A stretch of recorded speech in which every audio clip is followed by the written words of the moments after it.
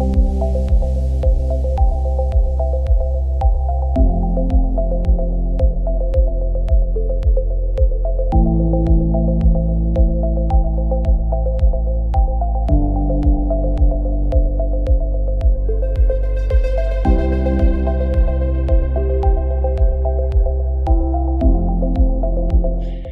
buenas tardes, amigos de GES Intelectual. Bueno, hoy es jueves y estamos en el programa de qué vamos a hablar. Y bueno, tenemos un súper invitadazo. Agradezco mucho al psicólogo Juan David Camargo. Agradezco, él está desde Colombia. ¿Cómo estás, Juan David? Bien, muchas gracias. Gracias por su invitación a esta tarde. Agradezco mucho que le hayas aceptado, de verdad, muchísimas gracias. Y bueno, hoy vamos a hablar un poquito de la psicología de la infancia y bueno, los estilos de crianza, ¿no? Sí, señora. Pues partimos desde ahí. Explíquenos un poquito como que de qué más o menos parte la psicología de la infancia y qué es lo que más o menos trata. Yo sé que hay mil teorías y muchísimas cosas que se han hecho de investigación, pero bueno, más o menos platícanos un poquito sobre eso, por favor, Juan David. Bueno, la psicología de la infancia es aquella variante de la psicología que se encarga de estudiar el comportamiento infantil, pero sobre todo las interacciones del infante con su entorno. Y claramente, Ujú. como lo dices ahí, pues surgen una serie de teorías, básicamente, pues que tratan de entender cómo el niño pues va interactuando con su entorno y a medida que va creciendo, pues va comprendiendo su entorno, ¿cierto? De alguna u otra manera, si el niño va comprendiendo su entorno de acuerdo a las diferentes etapas del desarrollo, pues va teniendo más interacción social con otras personas, sea con sus profesores, luego con sus jefes, y de alguna u otra manera, pues se han soltado una serie de teorías que pues tienen diferentes puntos de vista acerca del impacto psicológico y en función pues a los cambios biológicos del niño. Pero inicialmente, cuando nos enfocamos en el trabajo del infante, nos enfocamos en el trabajo de las interacciones que él puede tener con sus papás, que él puede tener con sus docentes, que él puede tener con sus propios amigos y ciertamente viéndolo bajo un marco esteroceptivo e interoceptivo. Esteroceptivo, pues todo lo que el niño puede vivir a su alrededor, a quienes conoce y demás, e interoceptivo, pues el punto de vista que tenga sobre ese mundo que hasta ahora está explorando. La psicología clínica infantil, pues se va a basar en estos puntos, pero sobre todo en las interacciones y obviamente dentro de las interacciones encontramos directamente lo que son los estilos de crianza. Existen 4 o 5 estilos de crianza distintos que pues van a ser muy importantes e interesantes para la evaluación y para la intervención en todo el contexto de la psicología clínica, ya que nos van a permitir pues identificar el tipo de relación que el niño tenga con sus padres y obviamente pues saber intervenir en este tipo de relación, este tipo de interacción que puede tener el niño con sus papás. Existe, por ejemplo, el estilo de crianza democrático, el estilo de crianza autoritario, el estilo de crianza negligente, el estilo de crianza, ¿qué? Siempre se me pierden. Estilo de crianza negligente, estilo de crianza autoritario, estilo de crianza democrático, estilo de crianza autoritario, creo que no me falta ninguno más. Y luego pues están cómo los estilos de crianza pueden presentar ciertas ambivalencias, ¿cierto? Lo que es el estilo de crianza ambivalente, que puede ser autoritario y puede ser negligente o puede ser permisivo y autoritario, de acuerdo pues al trato de los padres por aparte. Si tenemos pues el caso del estilo de crianza democrático, estamos viendo que es un estilo de crianza pues que conforme a las actitudes de los padres, pues va a haber un sentido de responsabilidad en casa, el niño se va a sentir digamos que en un ambiente tranquilo, en un ambiente democrático, en un ambiente en donde pues van a haber reglas que cumplirse, pero obviamente basándose en la empatía, en la comprensión y en la cordialidad, que es el estilo de crianza que todo psicólogo infantil pues anhela y pues opta para, digamos que el apoyo familiar, ¿no? Y obviamente pues la interacción con el niño. Luego está el estilo de crianza autoritario, que es todo lo contrario, es decir, es un estilo de crianza donde los padres son extremadamente disciplinados, en donde el niño no puede cometer errores porque los padres lo descalifican em, o los ¿qué? O los maltratan. Un estilo de crianza autoritario es un estilo de crianza caracterizado por el cumplimiento estricto de reglas, el cumplimiento estricto de cualquier tipo de, digamos que, de propuesta que hagan los padres y obviamente pues las opiniones del niño no entran ahí, ¿cierto? Y ahí es donde estamos viendo pues cómo este tipo de estilo de crianza puede afectar la familia con el paso del tiempo y cómo puede ese estilo de crianza pues ocasionar en el niño digamos que miedo, frustración y demás, porque cuando crezca, por ejemplo, va a traer una calificación sobresaliente, pero los padres lo van a descalificar porque los padres le exigieron desde hace muy chiquito, ¿cierto?, que fuese excelente, ¿vale? Y entonces lo van a criticar, lo van a regañar, lo van a, mejor dicho, que no le van a decir, ¿vale? Está el estilo de crianza permisivo, que es donde ya estamos viendo cómo hay una falta de control en casa, ¿vale? Y cómo el niño, pues, es el que tiene el control en casa. Los padres son, digamos que muy permisivos, así, muy suavecitos con el trato con el niño. Eh, quieren que todo lo ordene el niño, quieren que todo lo decida el niño y si el niño decide es lo que pues el niño diga, ¿no? Y eso también va a acarrear una serie de problemas o dificultades en el futuro, ¿cierto? A largo plazo, ya que, pues, si imaginamos a un adolescente que tiene el control sobre sus padres, pues imagínate, ¿cierto? Cómo debe ser la situación de complicada y cómo, pues, este niño puede, digamos que alterar no solamente su contexto familiar, sino también otro tipo de contextos, dado que toda su vida ha crecido con ese punto de vista de que quien manda es él y sobre los demás y pase cualquier pataleta y entonces le tienen que hacer caso, le tienen que dar lo que él quiere, ¿no? Luego está el estilo de crianza más preocupante de todos, que es el estilo de crianza negligente. ¿Ese lo dije? Sí, bueno, en fin. El estilo de crianza negligente es aquel estilo de crianza en donde los padres no se van a interesar por el niño, ni porque lo que le pase, ni porque lo que le suceda, nada, nada. Es un estilo de crianza en donde los padres son completamente distantes del niño, son completamente, me importa cero el niño, ¿cierto? Y obviamente son los casos más recurrentes, muy probablemente primero en padres que no quieren que nunca que han querido ser padres y segundo, pues en poblaciones jóvenes en donde pues de pronto se van a interesar por otro tipo de cosas y van a dejar al niño atrás y el niño pues que anda con su colita quemada, que anda sintiendo hambre, que anda sintiendo sueño, que anda llorando, que porque tal cosa y a los padres no les va a interesar absolutamente esto, ¿vale?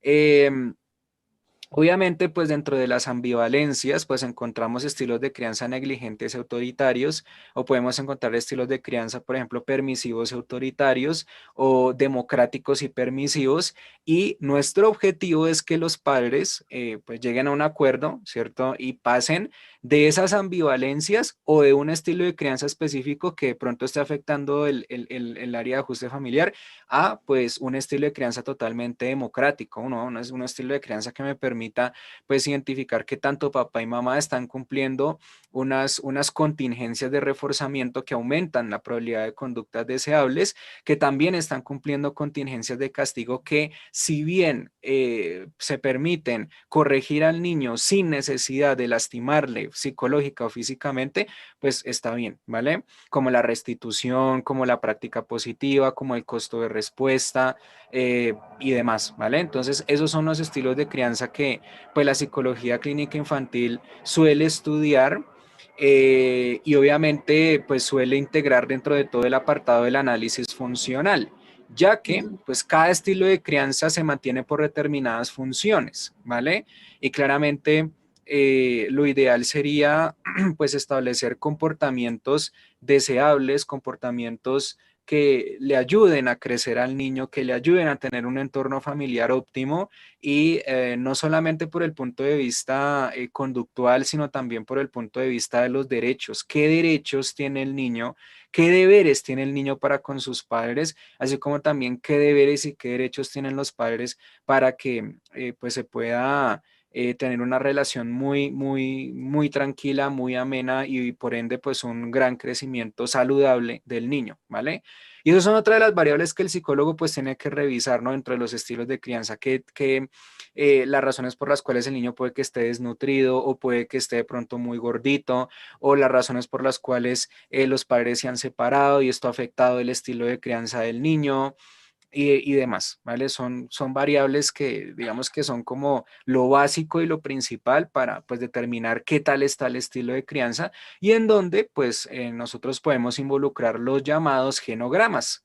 Los genogramas son unas estructuras que me van a llevar a pues identificar una forma muy sencilla qué tal o en qué condiciones está pues el área familiar, qué relación mantiene, por ejemplo, el niño con la mamá, qué relación mantiene el papá con el niño, qué relación mantiene el papá y la mamá, qué enfermedades de pronto se han reportado tanto en papá como en mamá y que han afectado al niño, qué tal es la relación del niño con los abuelos y los abuelos con los padres y demás. Entonces, digamos que todo esto de los estilos de crianza de los genogramas, pues es fundamental para estudiar pues el entorno familiar y obviamente para pues involucrarnos en el mismo y establecer terapias como por ejemplo la terapia de interacción padres e hijos, así como también la activación conductual y demás terapias que nos van a servir para mejorar la calidad del contexto familiar. Entonces, Juan, la verdad.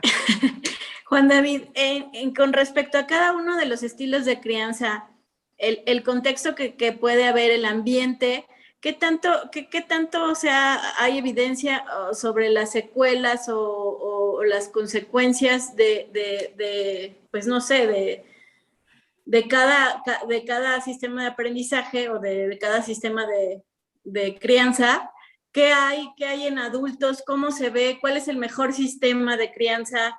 Yo sé que todo esto también tiene mucho que ver con un análisis conductual, funcional, todo eso, y que es muy personal, no es como que lo vamos a encontrar en masas, pero más o menos, ¿qué es lo que es, por ejemplo, en padres divorciados, no sé, en padres alcohólicos, en padres, como dices, cero atención a los niños, no sé, ¿qué hay en esos adultos? O los ambivalentes, ¿no? Que, por ejemplo, son muy estrictos, pero los papás tienen unas conductas muy contrarias a lo que exigen, ¿no? Es una gran pregunta. Pues nosotros evidenciamos que esos estilos de crianza pueden llegar a ser replicaciones o productos de algún moldeamiento o modelamiento anterior. Es decir, si yo tengo, bueno, yo ahorita tengo 28 años de edad, no tengo hijos, pero digamos que si se me ocurre tener un hijo o una hija y yo empiezo a actuar como mi papá y como mi mamá me trataban, pues ahí resulta esa replicación, ¿cierto? Ujú, Por esa razón yo tengo que evaluar muy bien cómo fue la relación con los padres, con sus padres, la relación de los padres del niño con sus padres. Y ujú. obviamente pues identificar que aquí juega un papel fundamental todo lo correspondiente a la predisposición, ¿no? ¿Qué estilo de crianza tuvieron los padres y por ende están replicando con el niño? Y si esto les ha resultado efectivo o no les ha resultado efectivo. Los padres que suelen ser bastante permisivos son padres que muy probablemente cuando eran niños tuvieron papás muy autoritarios o, por qué no, también muy permisivos. Eso depende de la evaluación que realicemos. Los padres que tienden a ser bastante autoritarios es porque en su infancia pudieron haber sido parte de un estilo de crianza, puede ser también permisivo, ¿cierto? O pues puede también ser el mismo autoritario, ¿vale?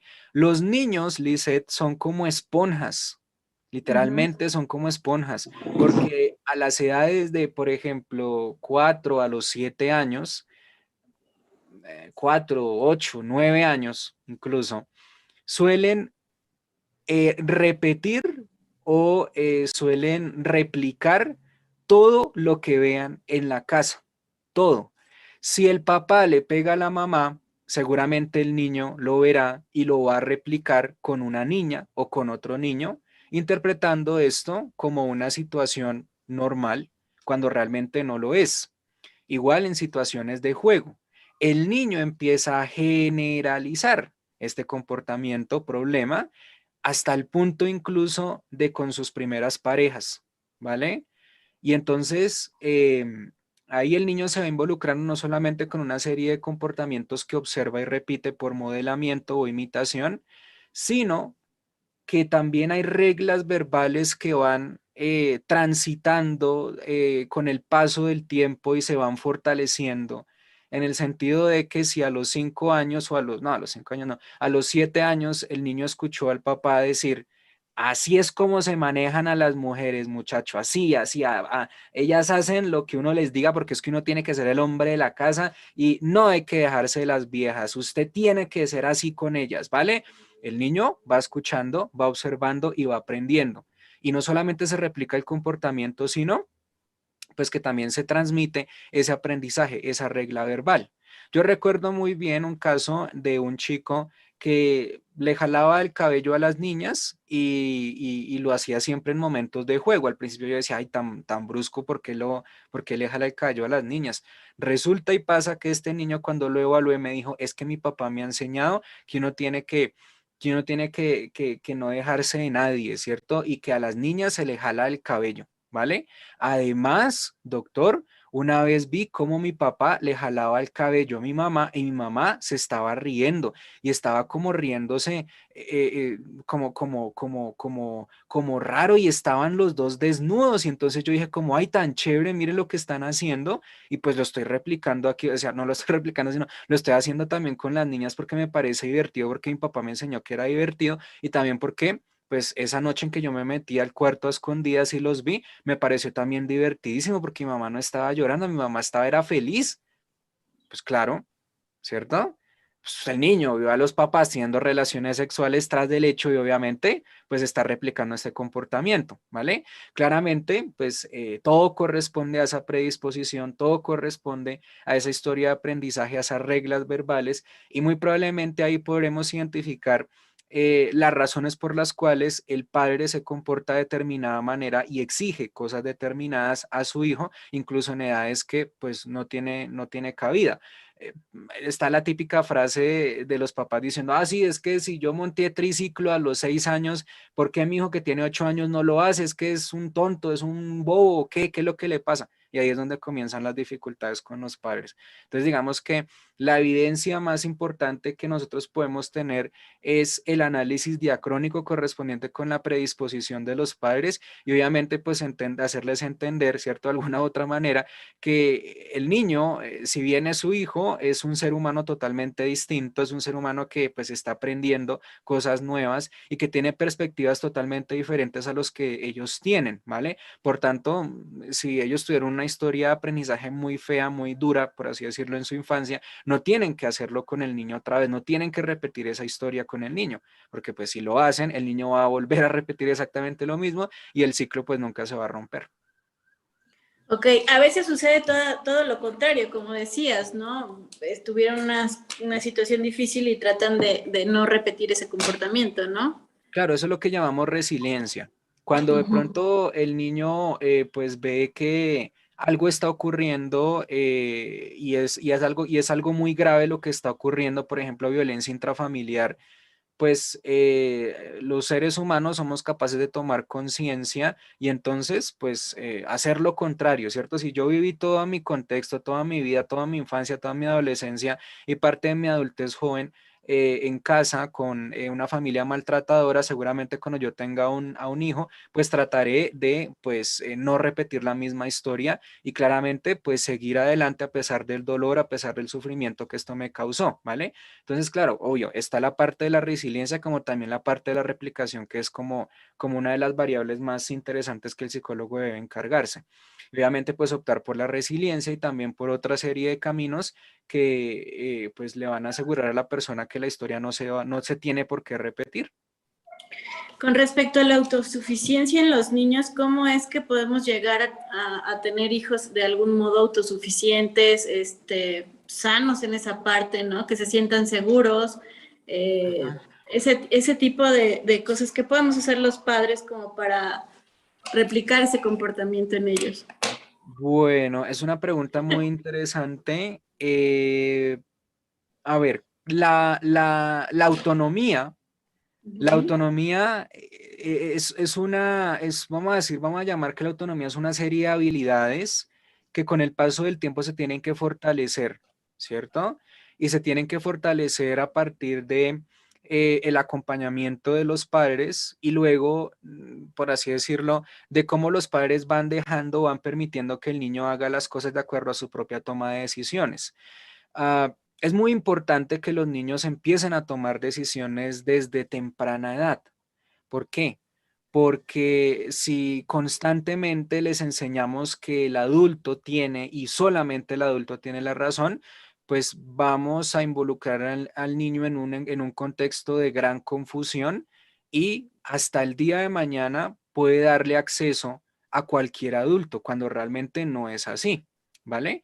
Ese es el error más común que se comete en cuanto a las familias, pues con una falta de experiencia grandísima y obviamente con un pensamiento tradicional, ¿no? El que tiene que bañar al niño es el papá o quien tiene que bañar a la niña es el papá o es la mamá. No, no tiene que ser así, ¿cierto? La niña y el niño puede decidir quién lo va a bañar, ¿cierto? Para evitar, digamos que diferentes malentendidos o diferentes ocasiones que puedan ameritar pensar de que pues el niño lo está tocando un adulto y el niño como no puede decir absolutamente nada porque los adultos tienen la razón y los adultos hacen lo que pues quieran con los niños. No, eso en absoluto, ¿cierto? Entonces, es muy importante que la autonomía empiece a partir de la toma de decisiones tan sencillas como incluso con quién quiere dormir el niño o con quién se quiere bañar el niño o con quién quiere salir el niño. El niño puede elegir y los padres tienen que respetar su pues, decisión. Ahora, en el contexto del castigo, los padres pues tratan siempre de ser autoritarios frente al castigo, ¿cierto? Siempre tienden a imponer el castigo y creen que es lo correcto, creen que porque pues los castigaron de esta manera a sus 6 años, pues también le va a afectar al niño y pues bueno, entonces seleccionan el castigo y mejor dicho hacen cumplir a cabalidad el castigo. Pero, ¿por qué no les permitimos a los niños pues decidir su propio castigo una vez que pues han asumido y han reconocido su error?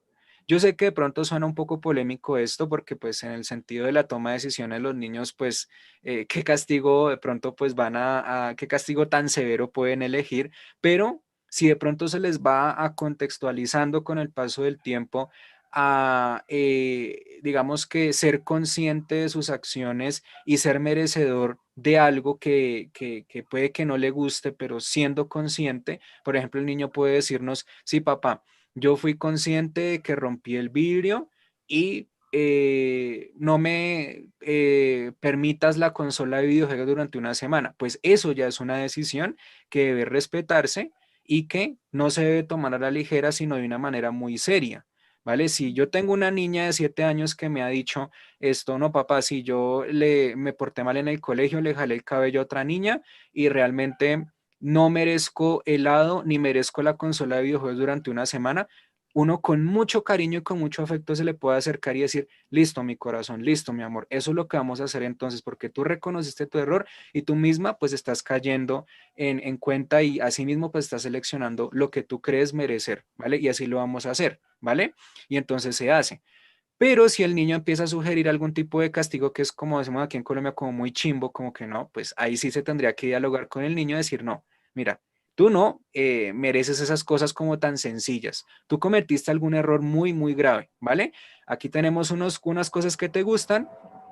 Dime qué solucionamos con estas cosas para que pues obviamente puedas decidir cuál sería tu castigo, ¿vale? Sí, papá, yo acepto, entonces no me des piscina durante una semana. Listo, así será. No lo llevaré a piscina durante una semana. Y así con el paso del tiempo, pues se pueden enseñar a los niños a que tomen decisiones y obviamente a que estas decisiones sean coherentes con pues sus acciones, ¿vale? De alguna u otra manera aquí estaremos hablando de un costo de respuesta ya que pues estaría estableciendo cierta condición o más bien se estaría estableciendo cierto acuerdo después de haberse comportado de una manera, pues digamos que inapropiada.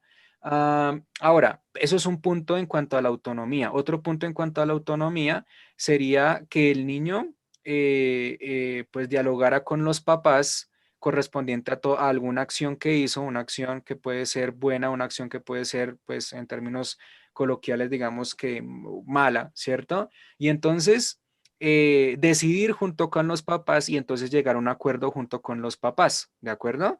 Y ya está, bueno, creo que esos son como ejercicios de autonomía que empiezan a forjar esa independencia, pero obviamente no queremos que el niño, digamos, sea totalmente independiente, sino que el niño sepa discriminar cuándo puede ser independiente y cuándo trabajar en equipo, trabajar en grupo y demás. Porque pues los niños, digamos que empiezan a malinterpretar esto, ¿cierto? Como yo soy capaz de armar mis cosas solo, como yo soy capaz de hacer mis tareas solo, pues lo hago todo solo cuando eso no tiene que ser así, ¿cierto? El niño también tiene que entender que la independencia o la autonomía existe o está presente incluso en el trabajo en equipo, porque como al niño se le van a dejar ciertas actividades para que esas actividades se vinculen con las demás, pues es importante que el niño aprenda pues a distinguir esta parte de la autonomía, así como también esta parte de cómo la autonomía en ese contexto puede pues llevarlo a resultados favorables en cuanto a un trabajo en equipo. Entonces, hay que utilizar, por ejemplo, la autonomía en el sentido de preguntarle al niño, bueno, ¿y con quiénes vas a trabajar? ¿Cierto? ¿Con Marcos, con Esmeralda o con Lina o con Miguel? No, papá, yo creo que voy a trabajar con Miguel y con Lina porque me han apoyado, porque yo sé qué clases de estudiantes son y porque sé que son muy juiciosos. Listo, esa es tu decisión, entonces tómala, ¿vale?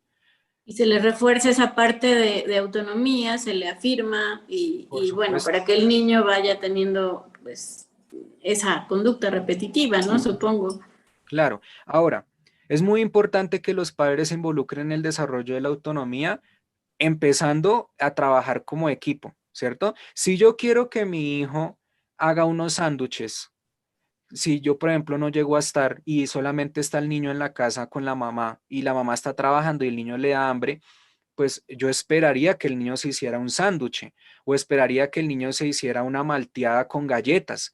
Pero ¿cómo lo va a hacer él solo? Pues gracias a mí, porque yo le puedo enseñar cómo hacer estos sándwiches, cómo es que se hace una malteada, cómo es que se sirven unas galletas y pues obviamente enseñarle todo este tipo de cosas para que el niño sí que sea autónomo sin la necesidad de que se separe de su contexto familiar porque cuando nosotros hablamos de un niño que se empieza a separar desde muy temprana edad del contexto familiar, estamos hablando ya ahí de un tema pues que corresponde a Bowlby, al psicoanálisis, correspondiente al apego inseguro o al diferente, o a este apego, no me acuerdo el nombre, la verdad. Pues sé que es un tipo de apego inseguro Sé que es apego inseguro inicialmente, solo que hay una variante más del apego inseguro, en donde encontramos a los niños lloren y lloren y lloren cuando son bebés y los papás no están ahí presentes o están presentes de una forma casi que pues muy de vez en cuando, y entonces el niño resulta, pues como bien lo dice la teoría del psicoanálisis, de Bowlby y demás, pues teniendo apego por sus muñecos, por sus peluches y calmando su llanto a partir de objetos. Así como también, pues, el papá o la mamá llega y le da un oso de peluche, como que dice, "Ah, bueno, ya cálmese con eso", y el niño pues se aferra a esto, ¿vale? Y con el paso del tiempo veremos una relación, digamos que no hostil, pero sí distante entre el niño y la mamá, ¿cierto? Por ejemplo, está el ejercicio de la cámara, de la cámara no, sino de la persona extraña, creo que se llama, ¿cierto? En donde pues encontramos al niño interactuando con la mamá y la mamá sale por unos minutos de la habitación y ahí es donde si uno se da cuenta pues qué tipo de apego es, ¿no? Si el niño Genera llora, ansiedad, ¿no? exacto, Y si el niño llora, claro. llora y llora y vuelve la mamá y se calma y la abraza, eso es un apego seguro, ¿cierto? Según la teoría. Si el niño, por ejemplo, llora, llora, llora, ve a la mamá y se enoja, pues ahí es, digamos que no es un apego tan seguro, sino más bien un apego inseguro como con cierto conflicto, ¿cierto? Y si está el niño que no llora y simplemente cuando va la mamá, se va la mamá, empieza a jugar con otros juguetes y está súper tranquilo, pues cuando la mamá vuelve y el niño no reacciona, es decir, como, ahí está, ok, pues ahí es donde estaremos hablando de, pues ya una forma de autonomía que, digamos que no puede ser muy sana. Porque si la mamá va a proponer algo y el niño no está de acuerdo, pues puede ocasionar conflictos familiares esto, ¿vale? Entonces sí que es muy importante pues revisar todo este apartado teórico y obviamente pues seguir comprendiendo la autonomía desde este apartado o pues desde cualquier otra teoría del desarrollo que sí que son muy interesantes, aunque pues yo como conductor pues me fijaré básicamente en los tipos de estilos de crianza y cómo los estilos de crianza con el paso del tiempo pues van como forjando la familia, forjando las relaciones familiares y obviamente pues estableciendo la autonomía más eficiente y mejor en el contexto de los niños, más no la más problemática de todas. Sí, había un experimento, bueno, había unos como consejos que daba Watson que decía, por ejemplo, en el tema del amor, ¿no? Que no fuéramos como tan expresivos o tan eufóricos en esa parte para que el niño pudiera ser un poquito más independiente. Fue muy criticado, ¿no? En esa parte, pero sí, la verdad es que hay experimentos muy, muy, muy interesantes, también como el de imitación que hablábamos hace rato de Bandura, ¿no? De la agresividad y todo ese tipo de cosas que la verdad es que sí son muy, muy interesantes. Yo Tengo, quiero, ¿eh? listo. Yo te dije al comienzo que yo de Watson poco y me parece muy interesante lo que has dicho. Y claramente, Sí, pues ahora que tú lo dices, pues Watson sí que fue muy criticado, especialmente por tener una visión tan mecanicista del comportamiento, ¿cierto? De hecho, recuerdo, yo ahorita estoy estudiando en el máster en SABEC, máster en análisis de la conducta. Recuerdo que los profesores hacían mucho énfasis en el conductismo metodológico y en el conductismo mecanicista. Justamente ahí entraba Watson y obviamente, digamos que Watson en cuanto a eventos privados y en cuanto a todo ese tipo de cosas, pues como que decía, no, no, no, eso no quiere, eso no se incluye, eso no existe, eso mejor dicho no se trabaja. Y obviamente, pues que tú me digas que los padres no es que tenían que expresar sus emociones tanto frente a sus hijos, pues ahí es donde digo como, wow, en serio, este tipo era muy frío en la vida. sí, sí. Yo, bueno, lo que leí sí se me hace que era demasiado frío en ese sentido. Bueno, también es Skinner, ¿no? También era como muy mecanista, ¿no? Entonces, bueno, pues es parte, ¿no? También pues del Pues, conductismo, ¿no? Que pues es muy, fíjate muy que frío, ¿no? No, mira, fíjate que Skinner no rechazaba los eventos privados. Eso es un mito. Es lo que se dice, no, sí, que Skinner no creía en los eventos. Eso es un mito. Skinner decía, sí, los eventos privados existen. De que existen, existen. Y porque pues obviamente uno siente amor, uno siente aprecio, uno siente deseo, pero Decía que era tan importante las emociones como el comportamiento, ¿no? Como los actos. exactamente, las Sí. emociones y los sentimientos son conducta. Ya, Ujú. eso es todo. Y por esa razón es que nosotros los conductistas, pues no, digamos que no comprendemos muy bien el apartado cognitivo-conductual, puesto que lo cognitivo es exactamente lo mismo. Lo cognitivo es conducta, ¿vale? Y obviamente pensar en los eventos privados, en los sentimientos, en los pensamientos, simplemente son fragmentos de la conducta, eso es todo. Pero si nos vamos un poquito más atrás, ¿cierto? A todo lo que sería el neoconductismo juliano en 1930 y pues un poquitico más adelante, por ahí en la época de Watson, eh, pues ahí sí estaremos viendo una negación absoluta de los eventos privados y ahí sí la frialdad, la recontra que frialdad, porque pues obviamente estos científicos no creían en los eventos privados y pues para Skinner era como que absurdo, ¿no? Usted como no, o sea, usted lo único que tiene que hacer es pensar en algo y luego pues volverlo en conducta, no negar eso que usted piensa porque pues el pensamiento también es conducta, lo lleva a comportarse. Entonces sí, es una Y cosa. del miedo a las fobias, a mí me gustaría, mira, aquí tengo una pregunta, Carlos nos dice, buenas tardes, psicólogo Camargo. Quisiera saber por qué los miedos en la infancia y qué recomendaría hacer en una situación donde el niño le teme a sus padres cuando los corrigen.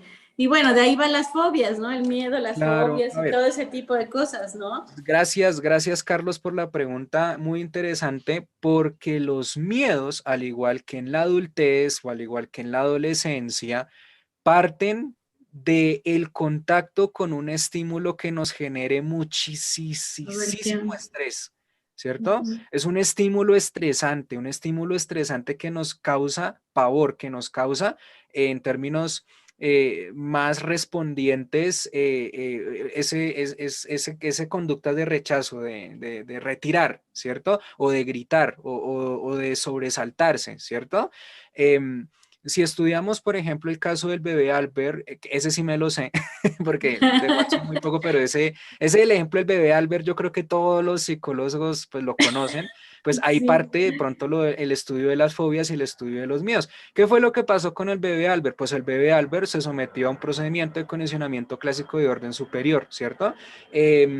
Digamos que pues se le enseñó una rata y en principio pues el bebé nada, pues estaba jugando ahí feliz con la rata y luego llegó este man, llegó Watson y ¡pum! Cruzó o chocó dos varillas y esto le ocasionó miedo al niño, tanto que asoció este sonido terriblemente desagradable con la rata y en la siguiente oportunidad para hablar del orden superior o fase 2 del condicionamiento, pues se le acercó un peluche y el niño lloró ante este peluche con características definitorias muy parecidas, que era pues el color, la forma, ¿cierto? Un peluche de un ratón, un peluche de un conejo blanco, pues ahí, pues nada, bloqueado totalmente, ¿cierto?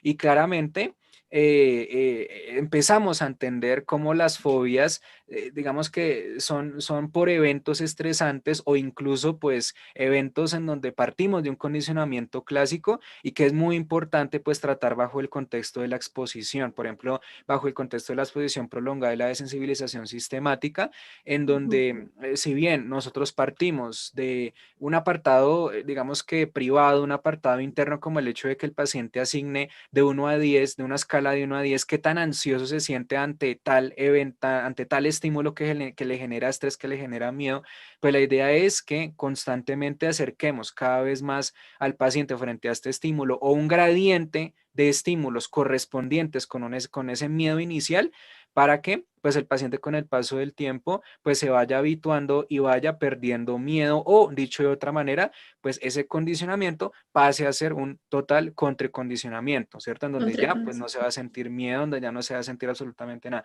Si yo, por ejemplo, le tengo miedo a las arañas, bueno, de hecho, no es que le tengan, yo le tengo miedo, por ejemplo, a los alacranes, ¿cierto? A los escorpiones. Bueno, no los escorpiones, sino los alacranes. La diferencia entre un alacrán y un escorpión es que si el escorpión es grande, no te va a pasar nada, pero si el alacrán es chiquito, ahí sí, reza por tu vida porque te puede causar un impacto grande en tu salud, ¿cierto? Te puede hasta matar. Y aquí en Colombia hay muchos alacranes. Entonces, digamos que yo le tengo miedo a los alacranes y el psicólogo, pues, me va a tratar esto. Pues el objetivo es que el psicólogo me muestre diferentes estímulos asociados con el estímulo inicial, el alacrán, ¿cierto? Em, por ejemplo, imágenes de alacranes como para empezar, ¿cierto? Luego un juguete y un alacrán, luego un peluche y un alacrán, luego un video de un alacrán y luego ahí sí, en un tarrito, el alacrán, ¿cierto? Con el fin de que pues yo, de acuerdo a esta gradualidad, vaya perdiendo mayor importancia a ese estímulo y pues ya el día de mañana ya no temerle a los alacranes, ¿cierto? Sí tenerle Pero en un cierto. adulto, por ejemplo, Juan David, ¿cómo puede haber un contracondicionamiento en ese aspecto, no? Porque, por ejemplo, un peluche no te va a llamar la atención, ¿no? ¿Cómo Sí, puedes ir haciendo esas asociaciones para que puedas ir teniendo un estímulo más agradable, ¿no?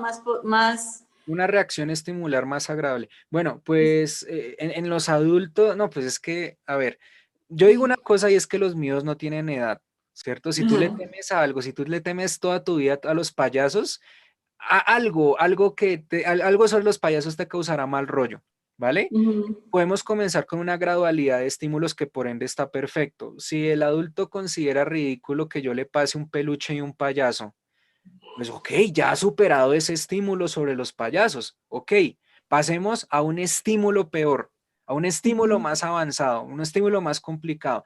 Por ejemplo, la imagen de un payaso. Entonces ya como que empieza como que, ok, sí, como un 5, no me da muy bien, no muy buen rollo, no me da esta imagen del payaso. Ah, listo, perfecto. Entonces pues trabajemos un rato en algo, mientras tenemos ahí la imagen del payaso y a lo último, pues usted me cuenta qué tanto se sintió, pues al tener la imagen del payaso, ¿cierto? Entonces al final el paciente pues puede decir, no, pues ya como que no le tengo tanto mal rollo a la imagen.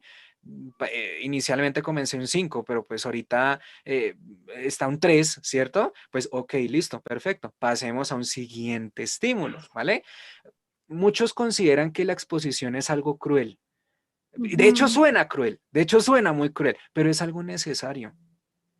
Es Sí, algo que se claro. necesita, porque entonces, si no exponemos, pues va a haber mayor evitación experiencial y nuestro objetivo no es evitar, es confrontar, ¿cierto? Para generar mayor flexibilidad psicológica frente a este estímulo o, dicho de otra manera, en términos conductuales, pues que se pierda valor a este estímulo, ¿vale? Entonces, en los adultos se pueden identificar, se pueden graduar diferentes estímulos o, si por ejemplo, eh, encontramos que, de acuerdo a la evaluación, que el paciente le teme a los payasos tanto como le teme a los carritos, tanto como le teme a las cornetas y tanto como le teme, por ejemplo, a las cajas musicales, ¿cierto? Porque se generó una asociación, un condicionamiento de orden superior, ¿cierto? Por algo que sucedió con esos estímulos, pues trabajemos con esos estímulos que le van a generar mayor ansiedad y obviamente reducirla de acuerdo al procedimiento, ¿vale? ¿Cuál sería el último estímulo? Pues el payaso.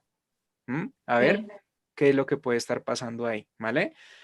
Obviamente, pues en los adultos, pues se tratan otros tipos de miedos mucho más avanzados, como por ejemplo miedos correspondientes a casos de abuso sexual, ¿vale? Porque encontramos, por ejemplo, chicas de 20, 23 años, 25 años que no pueden ver un hombre alto, grandote y moreno con barba porque les recuerda al abusador.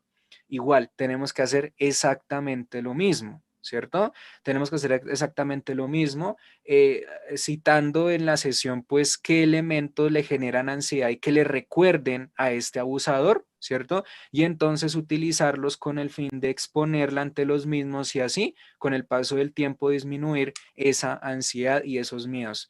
Y si por alguna razón ella lo recuerda y hace un dibujo de él, porque pues obviamente no lo vamos a tener ahí a él, ¿cierto? Ni por el chiras tendríamos al abusador ahí, pues sí que es importante pues trabajar con estos recuerdos, con estas imágenes que ella tiene para pues asimismo disminuir esa sensación de El miedo, proceso ¿vale? de ansiedad, no hay miedo. Sí, y qué habilidad debe de tener el terapeuta, ¿no? Para no provocar que a lo mejor una evitación o abandono de la terapia, ¿no? Por miedo a la exposición, ¿no? O sea, debe ser súper hábil para eso. Exactamente, sí, debe ser bastante hábil en el sentido de la empatía, ¿cierto?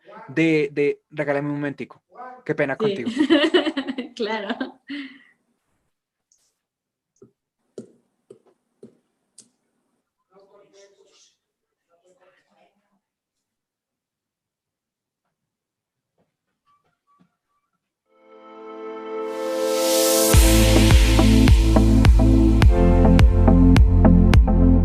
vivo con un adulto de la tercera edad, con mi abuelito, se angustia cuando no hay nadie abajo, entonces empieza como a desesperarse y ya.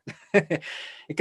No te Entonces, preocupes, muy bien. ¿cuál era la que se me Estamos fue? hablando de la habilidad, de la habilidad del terapeuta, ¿no? Y Ah, sí.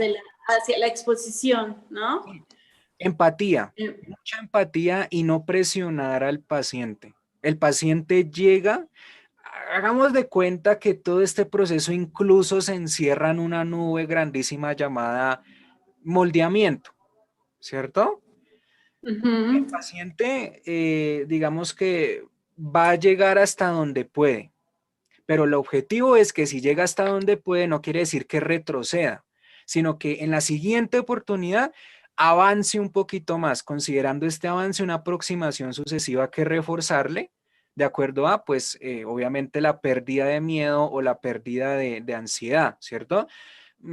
Si por ejemplo el paciente pues nos resulta diciendo que al final de la sesión que no, que el peluche de la araña le causó un 7 de ansiedad, es respetable, ¿cierto? La sesión dura una hora.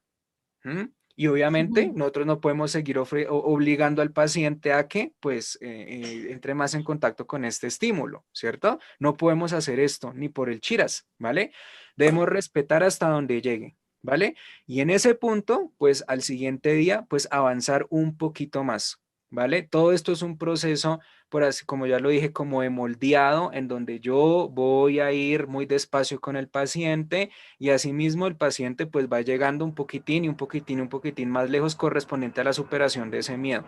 Pero si yo, por ejemplo, no tengo conciencia de esto, es decir, no tengo conocimiento del respeto por el paciente y en la primera sesión le arrojo al paciente una araña viva, grandota, de esas que hay en los desiertos de México, así que son grandísimas, ¿cierto? Eh, pues obvio, hombre, eso no lo debiste hacer, ¿cierto? Porque Claro. lo pasaste un periodo a un nivel bastante avanzado y ocasionaste más miedo en él. ¿Mm?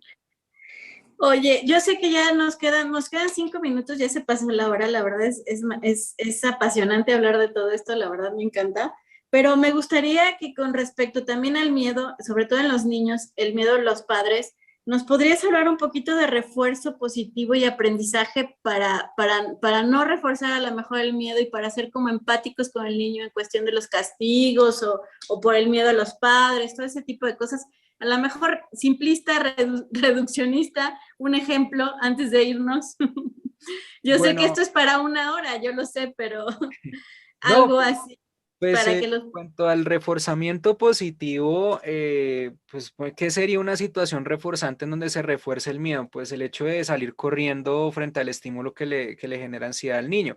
Si estamos caminando por el parque y el niño ve una araña y grita, ¡ay, una araña! Y uno también grita, ¡ay, una araña! Pues ahí le está reforzando la conducta al niño, ¿cierto? Y le está Ujú. reforzando más el miedo. O el simple hecho de que tú digas, uy, sí, las arañas son horribles. No, no, no, eso también es reforzarle el miedo, ¿vale? Ujú. Causarle mayor predisposición y, pues bueno, ¿qué sería lo correcto? Lo correcto, pues justamente sería que el niño pues estuviera con el adulto, ¿cierto? En el parque a unos cuantos, a una a una cierta distancia con el niño, ¿cierto?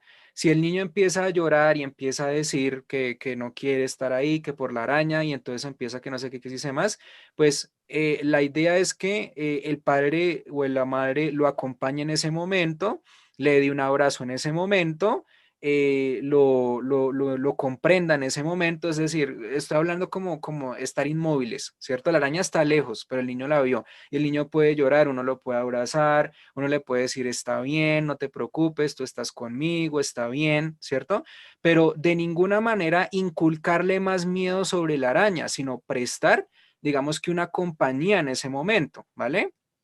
Para que el niño se calme, para que el niño, digamos que se autorregule emocionalmente y cuando se sienta mejor y deje de abrazar a papá o a mamá, ¿cierto? Pues el papá y la mamá le deben preguntar, ¿cómo te sientes ahorita después de que lloraste, después de que me abrazaste? Mejor, de pronto dirá el niño, ¿cierto? Ah, bueno, listo, perfecto. Oye, ¿y la araña ya no está? Mira que yo ya no la veo por ahí. Sí, papá, tienes razón, ya no está. Listo, ejercicio hecho. ¿Qué hemos hecho? Bajar el valor del estímulo y obviamente sin necesidad de huir, ¿cierto? Es como si tú estuvieras inmóvil ahí tratando de consolar al niño, ¿cierto? Y indirectamente explicándole de que no debemos huir, ¿cierto? De que por más temor que de pronto sintamos, siempre hay alguna alternativa para pues permanecer ahí Enfrentar, y darnos claro. cuenta que lo que hay a nuestro alrededor es simplemente una situación que está ocurriendo, más no una situación que es bastante grave como de pronto pues No el niño sé. la está viendo o la está imaginando, ¿vale? Y así es como de pronto comienza un proceso de exposición, ¿vale? Identificando qué es lo real y qué es lo que está en la imaginación, ¿cierto? Para que se dé cuenta que lo real es lo que está viendo, es lo que está viviendo y no reforzar esas ideas privadas correspondientes a que las arañas son monstruos o alienígenas o cosas así por el estilo, cosas locas. Entre otras formas que de pronto más psicólogos clínicos pues les comentarán a ustedes, ¿vale? Oye, Juan David, la verdad es que yo admiro muchísimo tu trabajo. La verdad es que veo de vez en cuando, por ejemplo, el taller que tuviste, bueno, el de los videos que has tenido, por ejemplo, con el laboratorio. O sea, la verdad es que eres súper, súper creativo en cuestión de los juegos y hay muchísima información sobre ti. La verdad es que eres una persona súper accesible, la verdad, muy ¿cómo te podría decir? La verdad altruista, porque bueno, yo veo tus cursos, tu anhelo porque las personas aprendan. La verdad eres realmente admirable. También he Ah, visto que eres muy, sumamente criticable, ¿no? Yo supongo que por situaciones de envidia o no lo sé por qué su comportamiento, pero la verdad para mí realmente eres admirable. Admiro mucho tu valentía de enfrentarte, de luchar por lo que quieres y bueno, también agradezco mucho quien quiera saber más de ti, sobre tus cursos, aprender más sobre esto.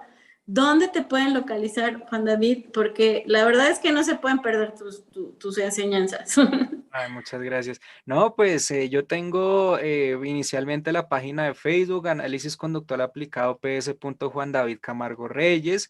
Ahí pueden pues darle al botoncito de incluirse y yo con mucho gusto pues los incluyo en el grupo.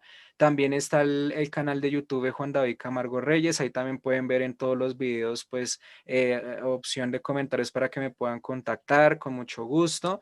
En mi Facebook también Juan David Camargo Reyes, también me pueden contactar. Y obviamente también en terapias contextuales. Yo actualmente soy docente de terapiascontextuales.com, que es una institución española pues que habla acerca o enseña pues todo lo correspondiente a las terapias conductuales. Y ahí tengo un curso online, se llama Análisis Funcional en Psicoterapia, ¿vale? Y pueden inscribirse a este curso. No es costoso, es un curso muy, muy, muy económico, en donde pues van a ver no solamente la teoría del análisis funcional, sino también cómo el análisis funcional se aplica a contextos clínicos mediante role-playing y obviamente pues a través de esto me pueden contactar, ¿vale? Con mucho gusto. Para de pronto información sobre los talleres de repaso en análisis conductual aplicado, análisis funcional, terapia de aceptación y compromiso, evaluación y formulación, pues psicoterapia analítico funcional, pues también me pueden preguntar. Los precios son bastante asequibles y obviamente eh, son talleres privados en el sentido de que la persona me contacta, paga su taller y tiene la clase conmigo un día a una hora específica a través de Zoom o a través de Google Meet y obviamente pues es un proceso que es bastante maravilloso y que le ha servido a muchísimas personas y tanto para aclarar sus dudas, sus inquietudes, como para mejorar su praxis. Entonces, pues nada, a través de estas fuentes me pueden contactar con mucho gusto.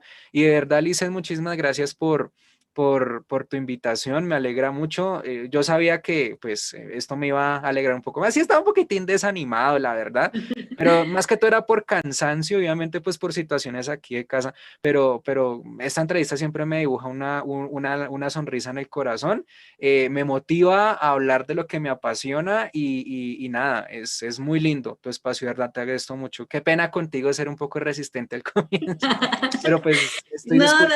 Un espacio la muy verdad es que toda la entrevista pasada también la disfruté muchísimo. La verdad es que yo disfruto mucho tu mood, tu manera de ser, tu tu disponibilidad, y la verdad entiendo, pues todos estamos en medio de una pandemia que no termina y creo que todos estamos viviendo situaciones difíciles y es muy entendible. Y Sí, agradezco de verdad de corazón que siempre tienes ese corazón dispuesto, o sea, bueno, en términos conductuales, no sé si sea bien, bueno el término tranquila corazón, que pero yo, bueno, tranquila estamos que, hablando en cristiano. tranquila que a mí me encanta más el término, el lenguaje cristiano coloquial y claro que el lenguaje técnico. La verdad es que yo soy muy, muy abierto a muchos temas. Pues de todas maneras agradezco mucho, espero que no sea la última vez, que se siga repitiendo, y quien no lo ha visto, la verdad es adorable tu ratoncillo ahí en el laboratorio, adoro esas clases, la verdad es que Oh, qué muchas lindo. felicidades. Más para los que a lo mejor no tuvimos la oportunidad de tener laboratorio en las universidades, ¿no? Es complicado a veces ver esa parte y la Claro, verdad es muy padre. muchas gracias, Lice, en serio, muchísimas gracias. Pues te mando un abrazote y agradezco a todos los que nos han visto, a los que nos ven cada jueves. Juan David, esta es tu casa, y agradezco mucho también a GESEL Intelectual, a los de producción que siempre están dispuestos. Y nos vemos pronto, esta no es una despedida. Esta no es una despedida. Muchas gracias, Lice, y a todo el equipo. Muchísimas gracias por su invitación, en serio. Pues agradezco y nos vemos pronto, Juan David. Un abrazo hasta Colombia. Un abrazo también a ti, Lice, y muchas gracias por la invitación. En serio que sí me hace sentir muy feliz. Tú también siempre. Bendiciones, cuídate mucho. Chao, hasta Ay, luego. nos vemos pronto. Hasta luego, amigos. Chao, pues. Bye.